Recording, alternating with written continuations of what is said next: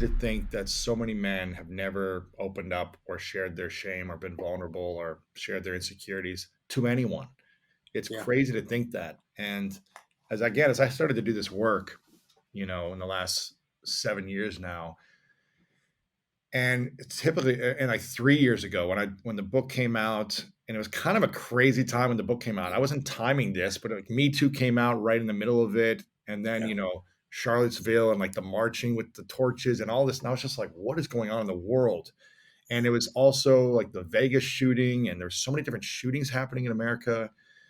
And I was like, the common thread of all these anger acts that are happening in the country that I was witnessing and the world, where men were leading the charge. It was like angry men. And I could see it from a different perspective, because I could see myself being angry a lot when I was triggered in high school, college, or in my late 20s. Like, I was always a loving, positive guy until I was triggered by someone, where it was typically where I felt like someone was taking advantage of me. And I didn't even know why I was so triggered, but it was like if someone cut me off in a street. I remember someone cut me off. This is literally crazy to share this story. Someone was running in front of me. Like, I stopped at a stop sign, and then someone ran in front of me and hit my car and like kind of cut me off. He was like running by and he punched the car. I literally chased after him in my car, then got out and started running, because I was such a reactive mind. That I was like, this person is taking advantage of me. They're abusing my car and therefore abusing me. And through childhood traumas of just like feeling taken advantage of and abused all the time, I was so wired to never let that happen again.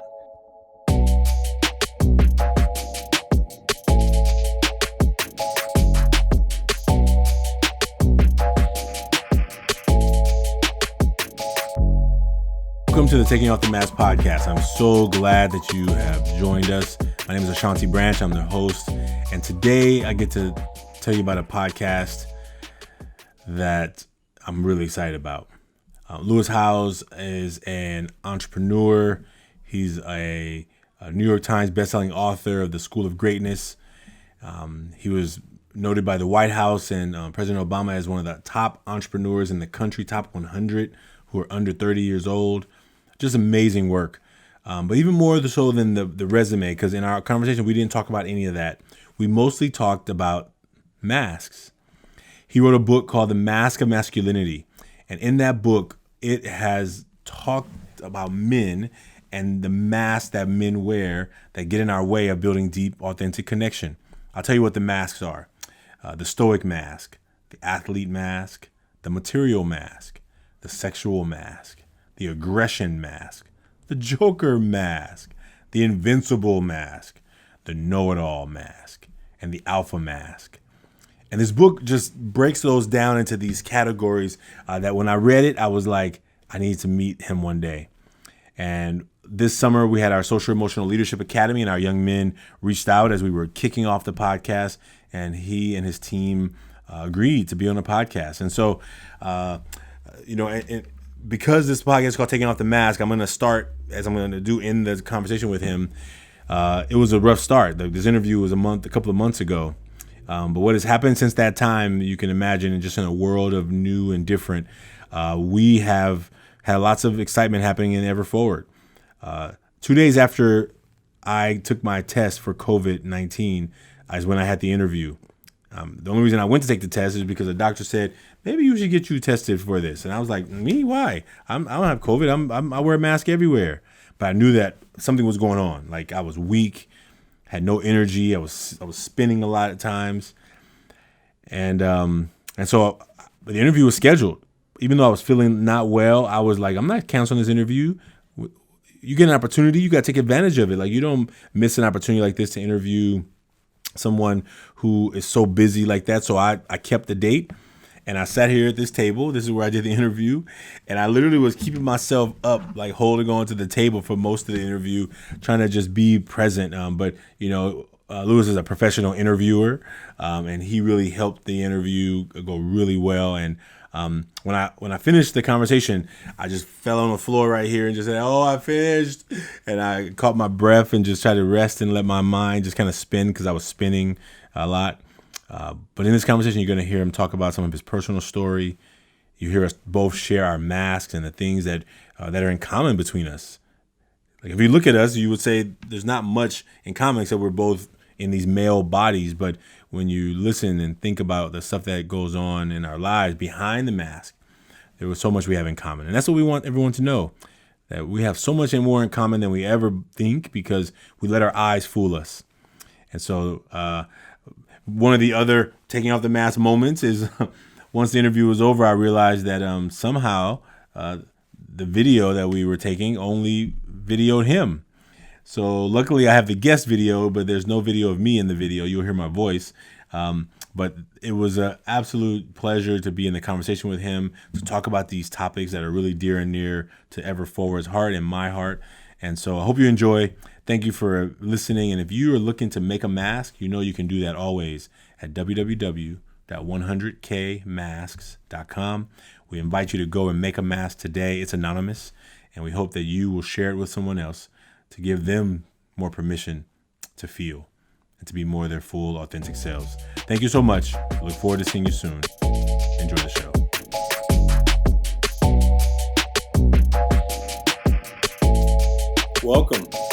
Welcome, Lewis Howes, to the Taking Off the Mask podcast. I am so honored to be here with you. I've been such a huge fan from the School of Greatness, and when you wrote the Mask of Masculinity, which not only blew my mind and a lot of the young people we work with, I have been just such a thankful for you opening your heart to that thanks, work. Man. I appreciate it. Thank you. Yeah, thank you. Well, we started this podcast to really just talk about taking off the mask, but it's an opportunity. We try and keep it really easy and light, an opportunity for people to talk about themselves and each other, and knowing that as men in this work, and that we, as you wrote in the book, but there's these masks that we feel we have been forced to wear. Mm-hmm. And how do we get to a place where we can take them off, or we can say, if I build a deeper connection with somebody, it's going to require me to be a little bit maybe vulnerable, maybe deep, And so before we start, I think I would love to have you tell about just a little bit about yourself, so for our young people in our work who may have met you, like just tell them about yourself, and we can jump in. Yeah, I was as typical as Ohio boy as it gets. Probably I went to I grew up in a small town in the middle of Ohio. Went through elementary school and middle school, and then actually went to a private boarding school in 8th grade in St. Louis, Missouri. But really those early years kind of shaped me from, I was sexually abused as a kid when I was 5 at the babysitters. So I would go to kindergarten, and after school I would go to the babysitters because my dad was working every day late. My mom was working to try to make money to provide for us 4 kids. And so they were both working till 5, 7, 8, whatever. So my mom wasn't around. And so I'd go to the babysitters. And there was probably, after a few months of being at the babysitters, I was sexually abused one time. And I didn't tell anyone for 25 years. I just kind of held the secret inside. I was shameful. I felt guilty. I didn't know what was happening.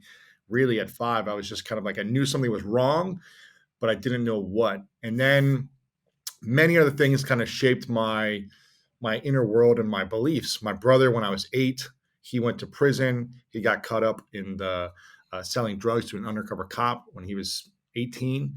And he was sentenced to jail for 6 to 25 years because during that time, it was the late 80s, early 90s. It was the war on drugs was big, and they were pushing like anyone in any type of drugs, you're going to jail.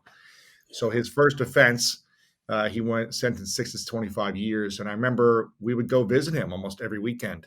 And so from 8 to 12, my brother was locked up, and I wasn't really allowed to have friends because in a small suburban neighborhood in a town of Delaware, Ohio, like the other parents, everyone knew my brother went to jail, right? So the parents were like, okay, well, if his older brother went to jail, we can't let our younger kids like hang out with Lewis, right? Because we're assuming that he's going to be bad and this and that. And so I remember feeling very alone a lot in my childhood. I was also struggling immensely in school, being dyslexic and just having learning challenges. It was just hard for me to open up a big textbook and assimilate the information, learn, memorize things. I just didn't have that skill set in that format of traditional school. And so I took a lot of my frustrations of being kind of picked on and from school to just feeling like I didn't know who I was. I didn't know why I was born. I think like questions a lot of young men have is like, why am I here? What's the reason? Why are kids picking on me? My parents were also going through challenges. They got divorced. So it's just like things that a lot of us face. It wasn't anything unique to me. It was just like, man, but I felt a deep sense of loneliness and insecurity my entire childhood. I was the youngest of four, and my older siblings really didn't hang out with me. They were kind of older and they were doing their thing. So it was just me alone, it felt like a lot, to my thoughts and to my frustrations. And I started to develop masks. I started to wear masks to fit in. I was just like, okay, no one likes me. No one thinks I'm smart. No one's hanging out with me. And I remember there was a very pivotal moment for me in elementary school, fourth grade. We went into recess after one of the classes in fourth grade. And I remember the teacher separated, had two of the kids in our class to pick, uh, to be captains for a dodgeball game, right? And so they're going to pick one by one other students in the class. And I'm thinking to myself, I don't know, I'm 9 or 10 at the time, and I'm a taller person in the class. I'm like, I'm pretty athletic. Like, Yeah. they're going to pick me first. This is like my mind. And so there's two boys that are the captains that pick on the team. And they pick one kid at a time, all the boys in the class. And then I'm the last boy. And I'm thinking, okay, they're going to pick me. And I'm already like kind of sad that I'm the last boy. But they don't pick me. They go pick a girl next. And then they pick another girl and another girl until they pick all the boys and all the girls, and there's me left.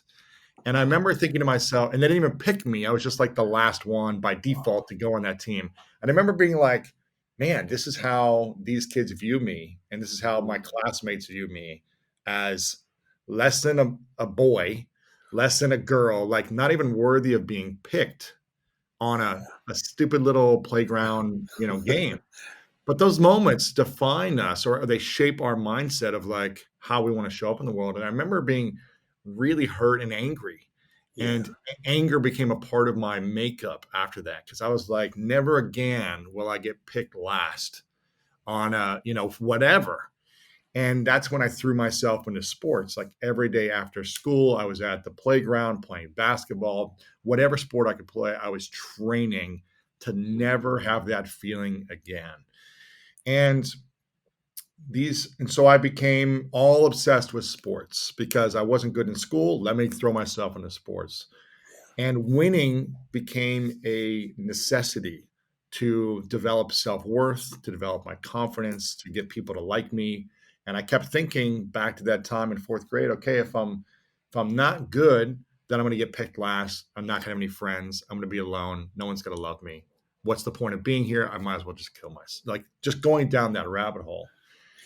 And so I just built myself into becoming the greatest athlete I could become, and becoming the most dominant, aggressive player in football, basketball, baseball, whatever it may be. I was just like, I need to win, because winning equaled value and self-worth. And this was a big challenge because I went on to, be a two-sport All-American in college. I went on to play arena football, trying to make the NFL. It wasn't good enough, but still went after my dreams. And then when I got injured playing football, um, my identity was over. I didn't have my whole identity was wrapped around winning, sports, competition. And for 2, 3 years, I couldn't really work out even. So it was quickly like, well, who am I? If my identity is tied to winning, competition, and being this athlete, this jock guy, Yeah. what am I supposed to do with my life now? And it was a challenging transition to figuring out who I am in my late 20s. And when I turned 30, that's the time when I finally opened up about my trauma of the past from sexual abuse. And I don't know if you ever saw this growing up, but I never saw role models or athletes or men that I looked up to or were inspired by talking about their trauma. I never saw them on the media or at an article or at a video or an interview say, I was sexually abused, or I was this, or I experienced this loneliness, or whatever it may be. Yeah. some type of shame. Well, I didn't really see men talking about their shame. My shame was that no one knew I was sexually abused. And I remember in high school, my freshman, sophomore year, I was playing on the varsity teams because I was a better athlete at that time. And I remember I just wanted my teammates to like me and want to hang out as friends too. So I was a very affectionate young boy in the sense of not sexual affectionate, but more of just I would put my arm around my buddies. I would just want to high five them. I just like to, be affectionate with my brothers. Yeah. And anytime I'd put my arm around a buddy, they'd push me off and be like, "Don't be a girl. Don't be gay. Don't be this. Don't be that."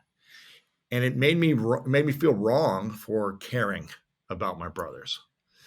And that's just how we were shaped as young boys growing up in the Midwest. That mentality of it's not cool to be affectionate. It's not cool to say how you feel. It's not cool because then you're weak or you're less than. And so I naturally developed a mask to fit in, to want to belong in a group of friends, to have people that I can connect with.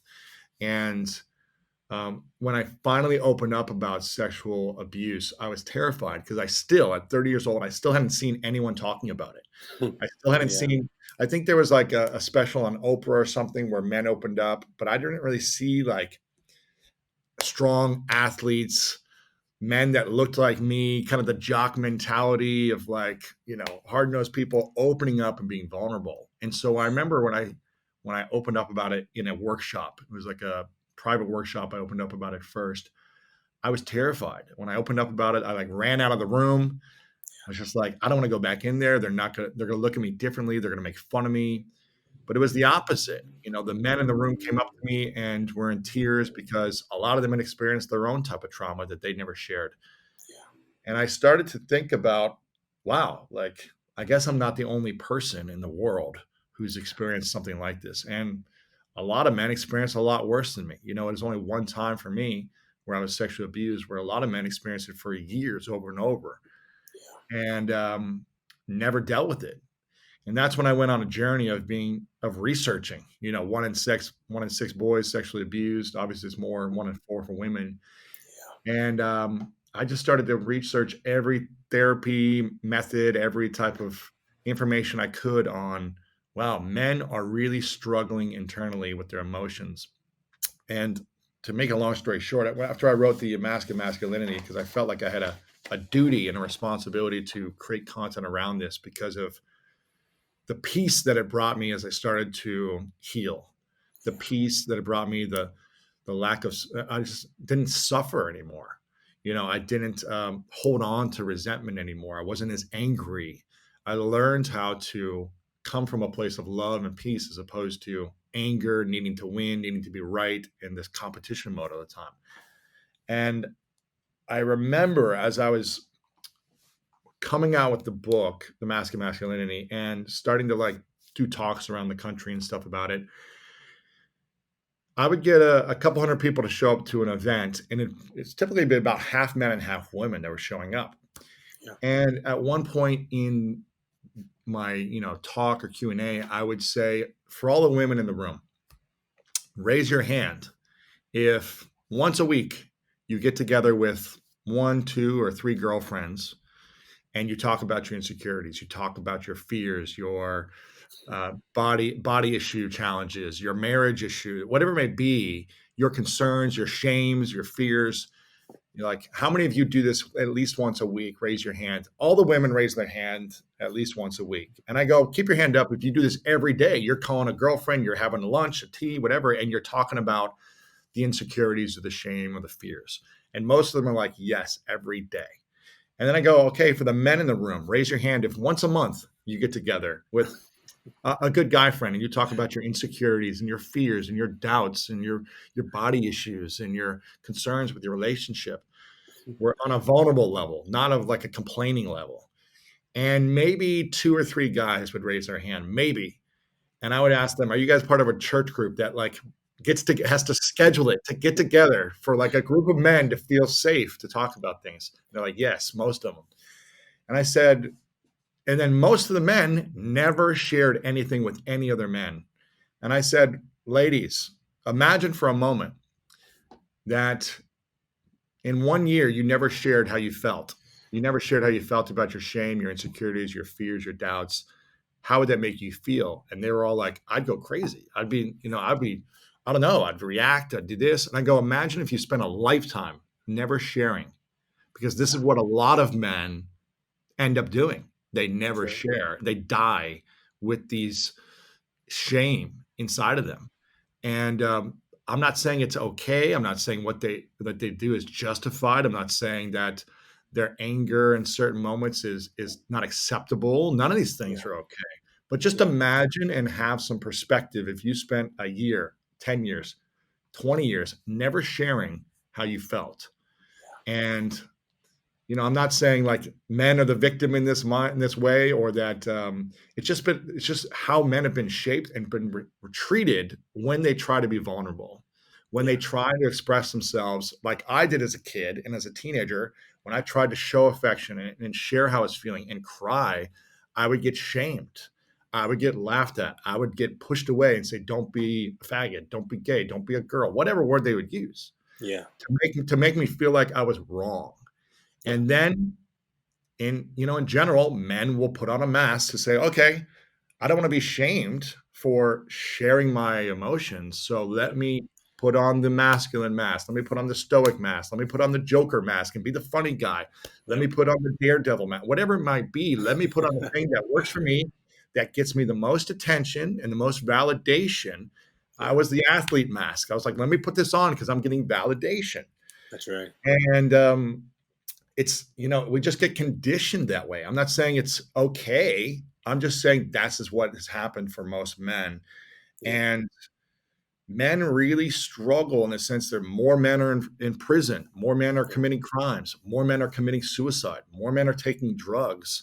that's right. And with all the research I've done, I'm still not an expert because I still have a lot of research to do, but with all the research I've done, and my hypothesis is that if any human being didn't feel like they could express themselves in a Yeah, safe environment where they could be heard, seen, and acknowledged, it would drive them a little crazy, yeah, reactive, angry, resentful, and build up walls en masse. And, therapy is a powerful thing for yeah, human beings. And when we can break the stigma more and more, and I think we're doing that a lot with Talkspace and all these different platforms, and Michael Phelps being an advocate and all this stuff, yeah, Kevin Love talking about it. It's like when we're being more advocates for these things, men can have a safe space to then share their emotions and heal trauma from the past and make better decisions in the present. And I think that's where the direction of our life needs to go as humanity, for men yes, having the ability to be acceptable to do these things. And I think it's we get mixed signals from sometimes from women as well, of like, I wish you were, I hear this from men all the time. They say like, my wives tell me, I wish, after 10, 20 years, I wish he was more vulnerable. I wish he was more sensitive. I wish he would show like this affection. I wish he would cry when he felt something. I hear this from men sometimes. yeah, And then they say, you know what, Lewis, I'm going to get the courage to share how I really feel, and I'm going to be emotional, and I'm going to cry once in a while. And then they do it, and then the women are turned off. They're like, "Well, I need you to be safe. I need you to be the place where you're strong, and I need you to go here where I can, where I can cry, and we can't both cry at the same time." And then men will say, "So I'll never do it again because it's a turnoff for her. Whatever." So they say they want one thing, but then when I do it, it doesn't work. that's right. So there's got to be a communication for all humanity to be acceptable. And I shared a long story and journey and kind of sharing some topics here, but it's a constant progress that we need to take for men to take ownership of their communication, their actions, their everything, and for women to be able to allow men without shaming them or being turned off by them being more sensitive and vulnerable. That's right. First of all, thank you. And everything you just talked about right there was a replay of me reading the book, but also when I first heard you tell your story, um, it resonated with me for some reason. And I was like, why is this story resonating with me so much? And I was doing workshops with men all over the country, and they were called Taking Off the Mask. And it was a place where men could make this mask and they could talk about what they normally didn't get to talk about. And a man in a session right after I read your book, he talked about his childhood abuse, and it hit me again. And I was like, oh my goodness, why is this like smacking me again? And literally that next morning, right after that workshop, I was like, why is this man still kind of resonating in my mind? It was like, oh yeah, that's me too.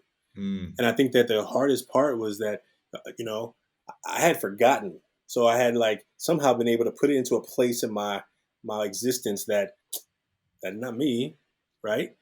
Until it comes back and you're like, oh my goodness, wait. And then all of the flood of like, I have to die with this, right? Like, I yeah, wait a minute, wait a minute. Like, how do you talk about this and really having the courage from you and from that man in that circle who he hadn't read your book, but in that things were happening in that time period of it was just like Ashanti, your journey is part of your journey.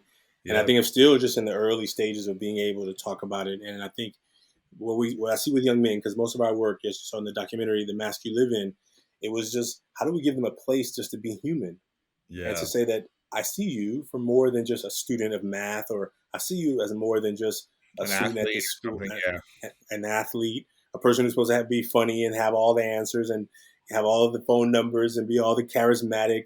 But yep. what happens when you don't think anybody sees you when you're falling apart? Hmm. And to know that I see you and I'm here to hold space for you if you want that. And when other young men can come together and they can all see together, wow, wait, we're all going through stuff. Like, how is that Yeah, possible? I thought everybody here was perfect. I figured it thought, out. Yeah, yeah, and then they realize that they're yeah, not man. alone. It's a crazy. It's a.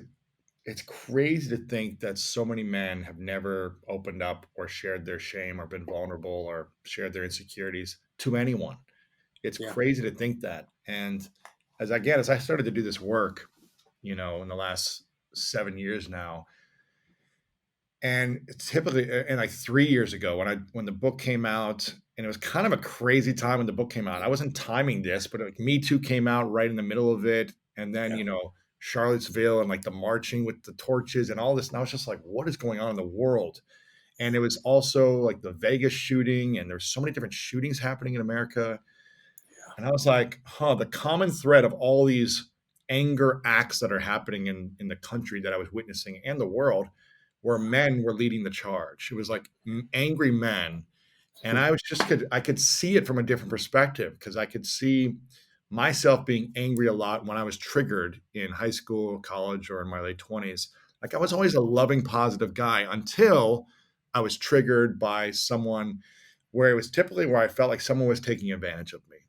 And I didn't even know why I was so triggered, but it was like if someone cut me off in a street. I remember someone cut me off. This is literally crazy to hear this story.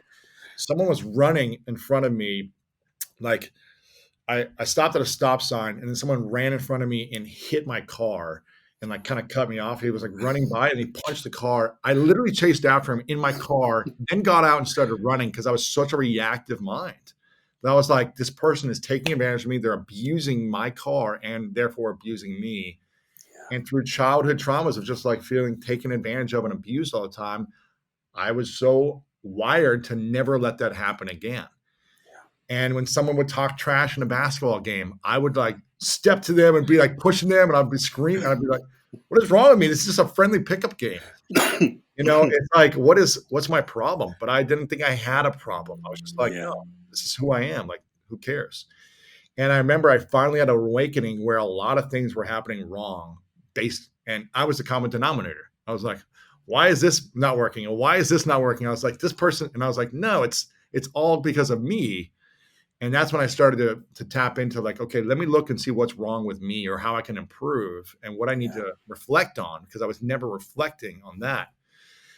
And yeah, so in the middle of this launch of the book and everything, I was just like, wow, that I could finally reflect on why men take these actions, why men beat their wives, why men are uh, racially divisive, why men are politically divisive, why men lash out in certain ways yeah, verbally, why men yeah, start fights physically, why men are shooting people. Like, I can't understand it, but I can reflect on it and understand in some ways of why. And I'm like, okay, men are doing these acts. You don't see women doing these acts of Right. Right. to that extent, right? Maybe there's a That's right. rare case here and there, but you don't see it that big. And I go back to asking women if you could never share your shame, your insecurities, if you didn't feel like you had one female friend that you That's could right. open up to, how would you react? Yeah. I'm not saying I'm justifying any of these things. I'm not saying anything that they're doing is okay, but just Yeah. could you understand the explosion that someone might have, the Yeah. reactive that someone might have? And I think the stat is like 54% of men say they don't have one male friend they can open up to, or something like that. You probably know some of these stats more than me, but it's there's something that needs to change Yeah. with the men feeling safe to be able to share. That's right. And I think if men could share their shame and insecurities and have friendships, they would feel a lot less angry, reactive, triggered, and they would be more collaborative as opposed to competitive in all areas of life. Yeah, there's a book by Mark Brackett.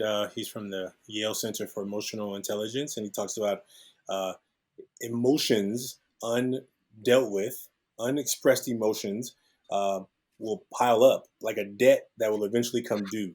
Ooh, And it's like, okay, if you ever had a debt, somebody coming after you, a phone or whatever it may be, like they're coming at some point. You may be thinking that they were forgot for a while. That emotion, you just hide it away, okay, and man. it's going to come due. And we see with our young men all the time.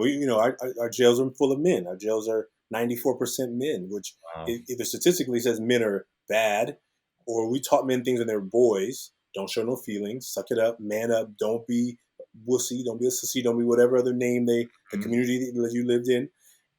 And then we confused as to how they can do absolutely horrible behaviors and not show any feelings about it Yeah. because we almost like trained it out of them. And then we'll see moments and videos of them like in a therapy session and they won't even open up in therapy. It's like they just keep it closed. Or men that go to AA meetings, they like never share. It takes forever.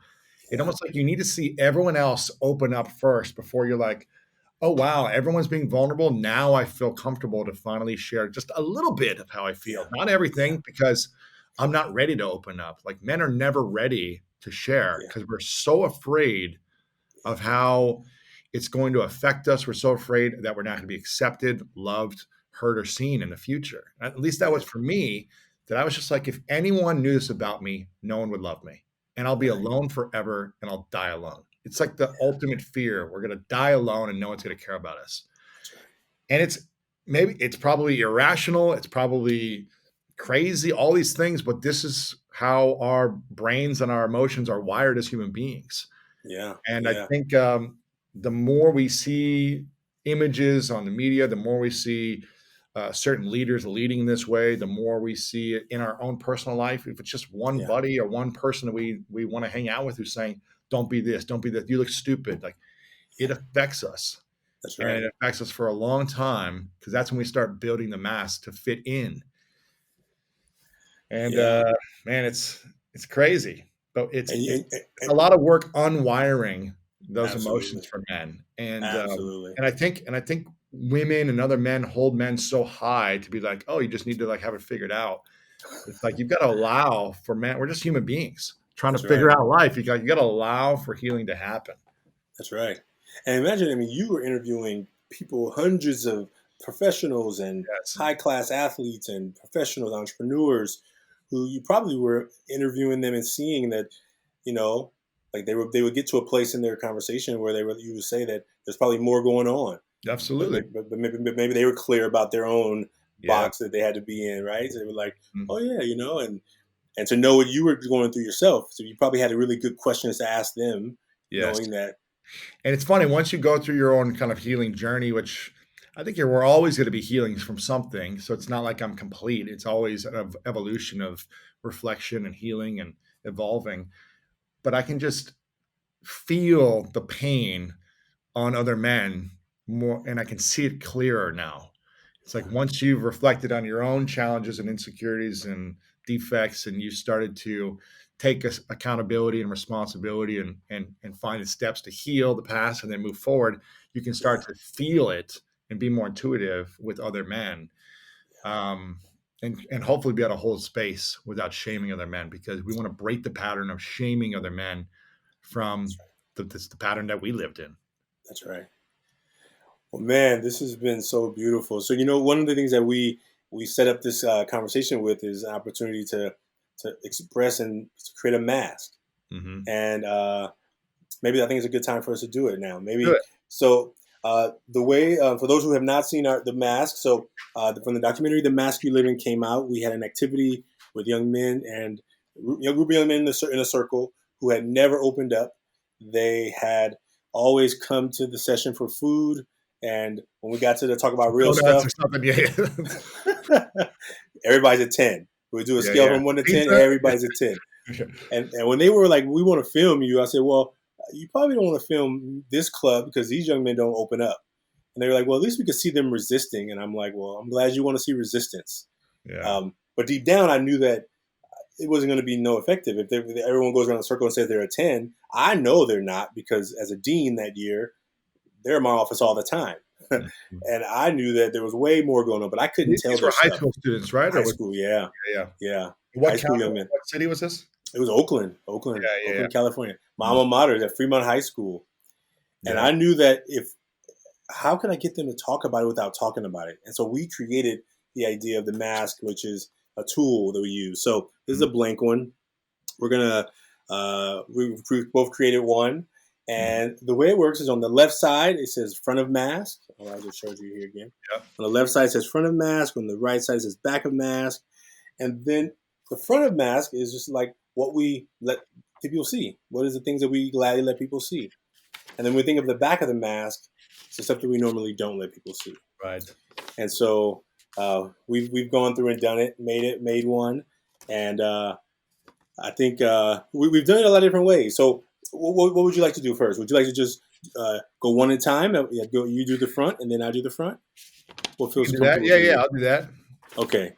So the front is the front of the mask. What do we gladly let people see? Here's my front. My front is loving, playful, successful. So I'm a loving, happy guy. I'm playful. I like to, play games and joke around and just, have fun and smile a lot. And I like to show people that I'm successful and driven and motivated and things like that. Nice. Mine is serious, hardworking, and funny. All right. I take things probably sometimes too serious, but I'm very serious about my work and about this program and about I'm really hardworking. I'm dedicated and hardworking. And I try and be funny. I try and keep things light and easy. So those are my three on the front. I made my mask as a coronavirus mask too. Yeah, I got my bandanas around here. I got all different types that I've created. And in the back, the words of the back for me are stupid, not enough, and trauma. So what I don't want people to see, that I'm not smart, that I don't have the answers. Being in special needs classes my entire childhood all the way through college, was very insecure about my learning abilities, that I was never enough because I was ignorant and stupid, that I was never going to be enough. And trauma, I was always hiding the trauma that I didn't want people to see. And personally now I feel like and I think the more I share, it's like it has no power over me anymore, or it has less and less power. Let's say it's not always going to be a healing journey, but it's less and less power. And it's like I take responsibility. I'm like, you know what? I struggled in school my whole life, and this is why I ask dumb questions on my show. And I ask the questions that I used to get laughed at in school for. But really, like, people want to know these things. And so I've been able to build something because of my insecurities. And I think when we embrace those insecurities and lean into it, then it doesn't have power over us. So anyways, I'll let you share your back. Thank you. That was beautiful. So fear of failure, sadness about death, and trauma. And I think the fear of failure is, I think, one of the reasons I worked so hard. I think I found myself overdoing it this summer. Mm. We've been, yeah, just overdoing it. Like I didn't have the capacity really to have an internship program with young men, but I had some young men who were going to be sitting around doing nothing. And I was like, I can't just watch them doing nothing all summer. So I'll put on this little internship program. But because I take it so serious, I can't half do it. So Mm. then I'm using energy that I really don't have, Right. and I You're wipe working your myself. butt off, and you're getting depleted and exhausted. I was beyond depleted. Man. I still am trying to just rest and recover. It just ended last Friday. So my brain finally was like, okay, You're like, "Okay, I can relax." now, now I can try and recover before Yeah, I can relax. I got to get back to, and I think of like the sadness about death. We lost one of our young men to COVID. really? In He was high t- he was school? he was 28. He was actually Wow, 28. wow, He's one of our alumni. So wow. that has been hard, because I don't like to talk about death. I don't like to even deal with it, so I know it's part of Yeah, life. And trying to be supportive of his family, and he was with our program from high school all the way through. So once you're part of Ever Forward, you're kind of always a part of the family, right? of And course. so that's been hard. And then the last one was trauma, and just getting to a place where I'm finally able to start talking about it and like take the power away from it, the Mhm. power of it away. What's the thing you've been afraid to share your whole life? Yeah, I think that being 8 years old and feeling like I was supposed to be the man of the house. My father died before I was born, so I was the man of the house. And when I You were the went to oldest. that, I was the oldest. Yeah, Wow, I was the oldest. So taking care of my siblings, and I think that when I went to that camp and that thing happened to me at that camp, I was, like I said, whatever happened that next morning, I was able to block it out for so many years. That's been the big one, and I think that how do you, if you're the man of the house, how do you let somebody take advantage of you, right? How do you let yeah, somebody do something to you like that? And I think that has been the journey of, wow. of me, and just trying to, the work I do with young men, and knowing that I want them to. I know I see them. I see more than just what you let people see on the outside, Sure. and to be able to. And I think the work that we've been able to do, and these masks, when we first started doing this, it was that first day that it worked, I was like, oh Wow. man, that's what it is. That's what it's 'Cause what's been happening. It's they been weren't all talking the they wouldn't share how they're feeling, but if you create a visual and say, "What do you let people see?" And then what are a few things that you don't let people see? and they don't have to talk about it. They didn't have, what we did right now was much more vulnerable than they were Right. asked to They do. just put it up They there and people just looked at it and that was it. they actually threw pieces of paper at each other, and then when they picked up one, it was somebody they didn't know whose it was. It was Oh, like, really? So it wasn't them actually revealing it or what they are. that's Wow. right.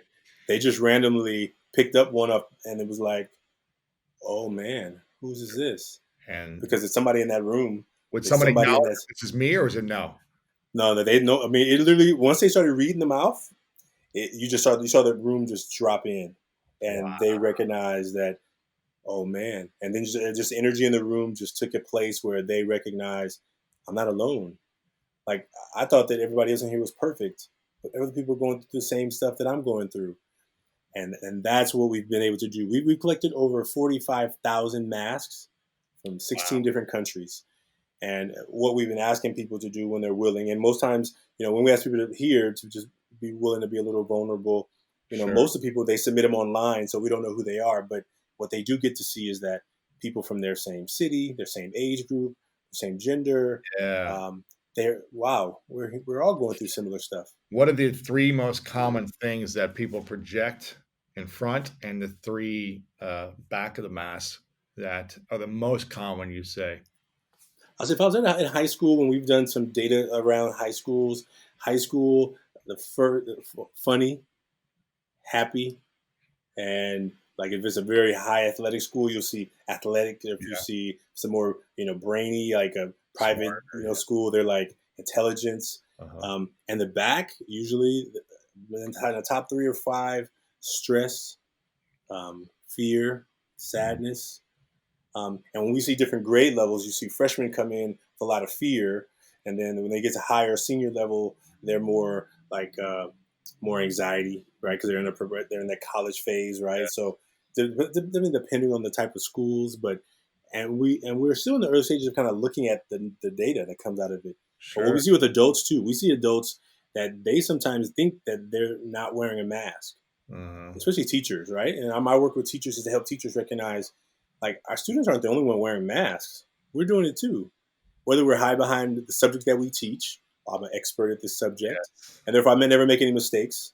I'm perfect. I was a perfect student when I was a student, so Right. therefore, how dare you not be a perfect student, right? So if they forget, so we see that teachers sometimes, and the parents too. Parents are like, hey, I want to protect my kid from all the problems I went through, so I'm gonna make sure they don't mess up like I messed up. And Hmm. then it protect the kids then are so protected from trying to live their own life that they don't know that their parents can make mistakes. So how do they know how to handle errors and challenges in life? Sure.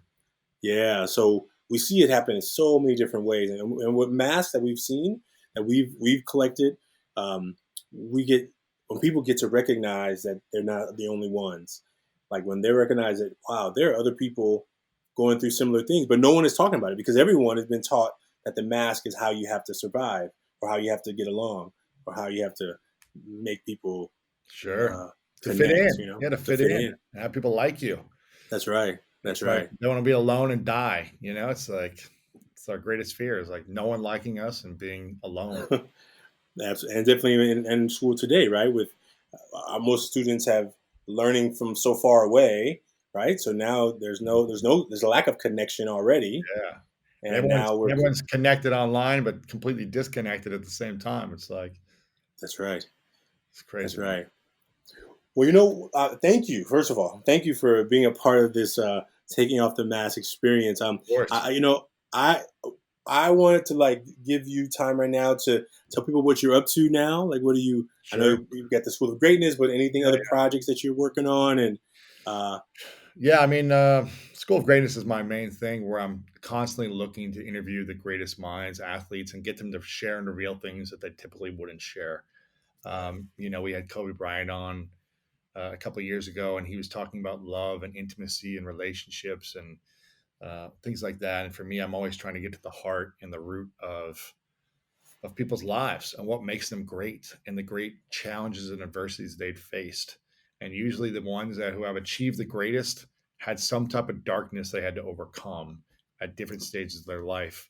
And I just want to tap into that and figure out what they did, what were the tools to overcome the shame, the trauma, the anger, the frustration, the loneliness, sadness, depression, to go beyond that and allow their potential to come out into their greatest self. So that's what we're excited about in the School of Greatness. But when I wrote the Mask of Masculinity, I remember I started doing my own journey and 7 years ago of healing and things like that, and I'd written another book called The School of Greatness that was a New York Times bestseller and did well.